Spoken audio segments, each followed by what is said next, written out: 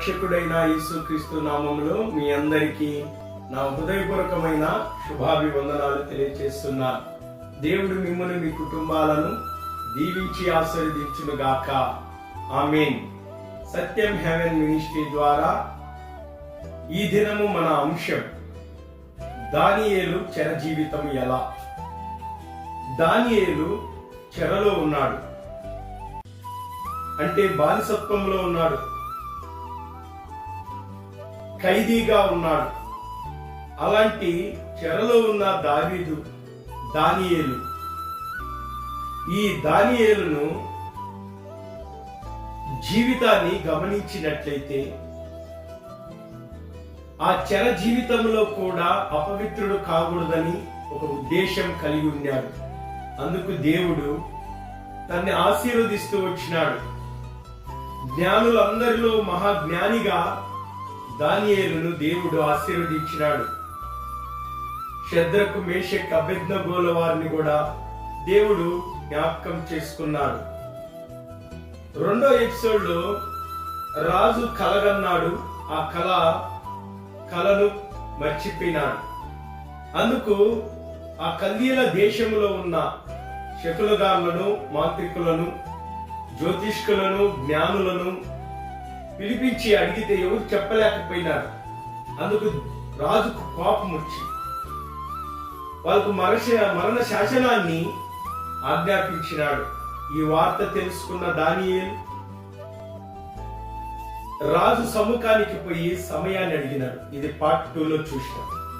కొంత గడువు అడిగినాడు. రాజా, నువ్వు కనిన కల భావాన్ని చెప్తా, కొంత సమయం ఏమంటే రాజు అంగీకరించినాడు. అంగీకరించిన ఆ రాజు దానియేలును దేవుడు జ్ఞాపకం చేసుకొని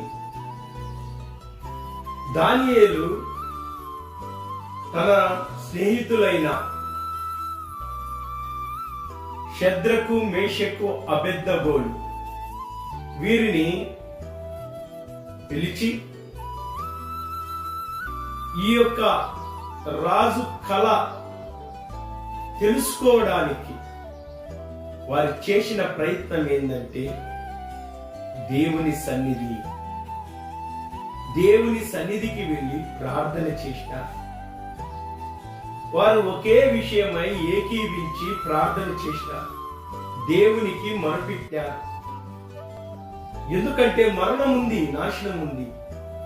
అప్పుడు పరలోకమందున్న దేవుడు వారి ప్రార్థన విన్నాడు. చూడండి, ఈ దేవుని ప్రజలారా, దానియేలు గ్రంథము 2వ అధ్యాయము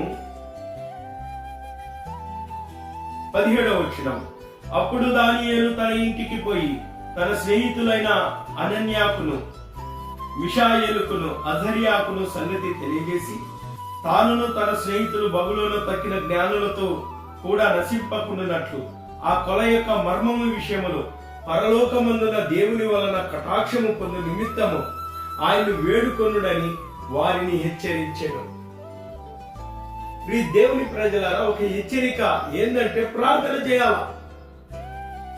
పరలోకమందున దేవునికి ఈ భూమి మీద ఉన్న మానవుడు ఏ సమస్య ఉన్నా, ఏ అక్కరున్నా, నువ్వు దేని కొరకైనా ఆ పరలోకమందున్న దేవునికి, భూమి ఆకాశములను సృజించిన ఆ దేవునికి, సృష్టికర్త అయిన దేవునికి ఈ భూమి మీద ఉన్న మానవుడు విజ్ఞాపన చేయాలి, ప్రార్థన చేయాలి. సమస్య వచ్చినప్పుడు తెలియచేయాలి ఆయనకు. ఇదిగో ఆ నాశనము నుండి, ఆ మరణము నుండి తప్పించుకోవడానికి ప్రార్థన చేయాలి. ఆ కష్టము నుండి, ఆ బాధ నుండి, వేదన నుండి విడుదల పొందడానికి ప్రార్థన చేయాల. వాటిని ఎదిరించే శక్తి దయచేయమని దేవునికి ప్రార్థన చేయాల. దేవుని ప్రజలారా, అలాగూ ప్రార్థన చేస్తే పరలోకమందున్న దేవుడు దానియేలు ప్రార్థన ఆలకించాడు. ప్రార్థన ఆలకించిన దేవుడు రాజు కలను దానియేలుకు తెలియచేశాడు. ఆ కళ భావాన్ని దానియేలుకు తెలియచేశాడు. ఎప్పుడైతే తెలియచేశాడో దేవుని స్తుతించినాడు. దేవుడు ఎప్పుడైతే కార్యం చేశాడో దేవునికి స్తుతించినాడు. దేవునికి కృతజ్ఞతాస్తుతులు చెల్లించాడు. దేవుని గణపరిచినాడు. దేవుని మహిమపరిచినాడు. దేవుని ఆరాధించినాడు. ప్రార్థన వేరే, ఆరాధన వేరే.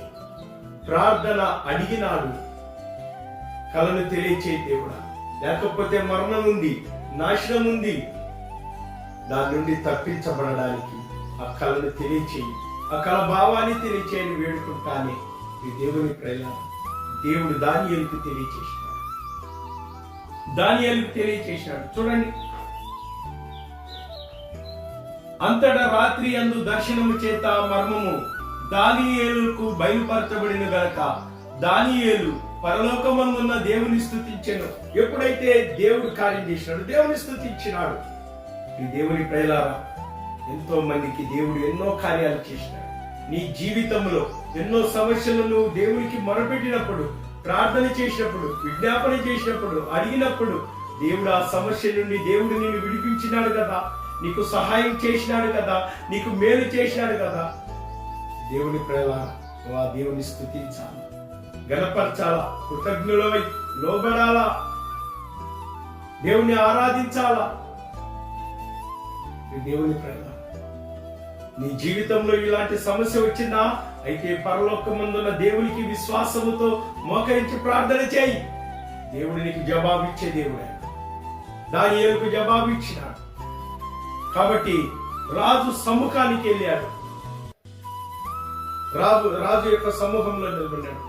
రాజుతో అంటున్నాడు, రాజా, నువ్వు అడిగిన ఈ ప్రశ్నకు, ఈ కళ భావాన్ని తెలియచేయాలంటే ఈ భూమి మీద ఏ మాంత్రినికి తెలియదు, ఏ శకునగానికి తెలియదు, ఏ యొక్క జ్యోతిష్కునికి తెలియదు, ఏ జ్ఞానికి తెలియదు.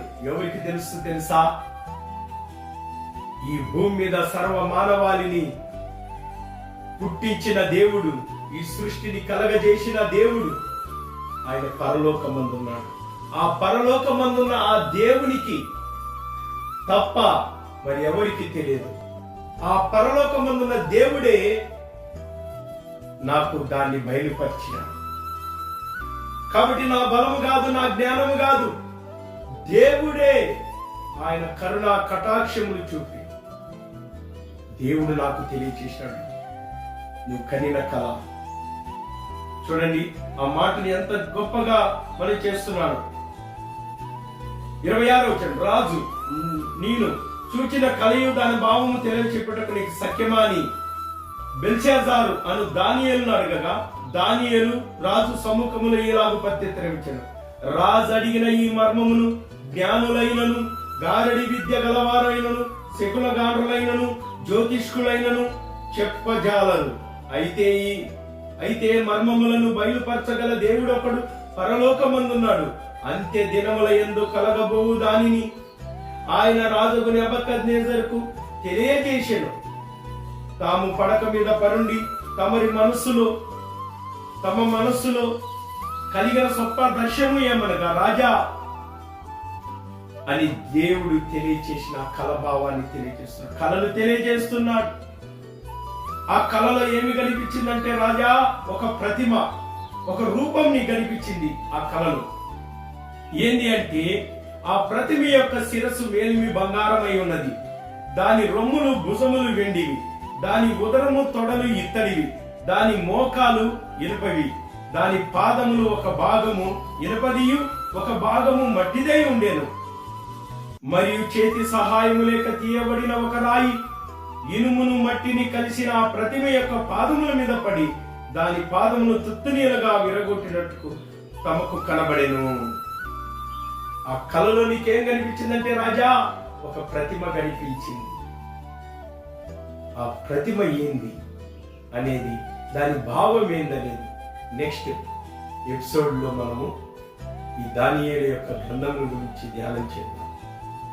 దేవుడి మాటలు దీవించిన కాక ఆమేన్. ఇంకా ఆధ్యాత్మికమైన సంగతులను తెలుసుకోవడానికి ఈ సత్యం హెవెన్ మినిస్ట్రీ ఈ యొక్క ఛానల్ సత్యం సర్దార్ కొడతాని ఈ ఛానల్ ఓపెన్ అవుతుంది. సబ్స్క్రైబ్ చేసుకోండి.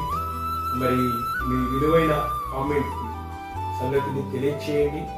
మరి ఇంకా అనేకమైన ఆధ్యాత్మికమైన సంగతులను ఈ యొక్క యూట్యూబ్ ఛానల్ సత్యం హెవెన్ మినిస్ట్రీ యూట్యూబ్ ఛానల్లో పెట్టడం జరుగుతుంది. దేవుడు మిమ్మల్ని మీ కుటుంబాలను దీవించి ఆస్వాదించుగా ఆమె అందరితో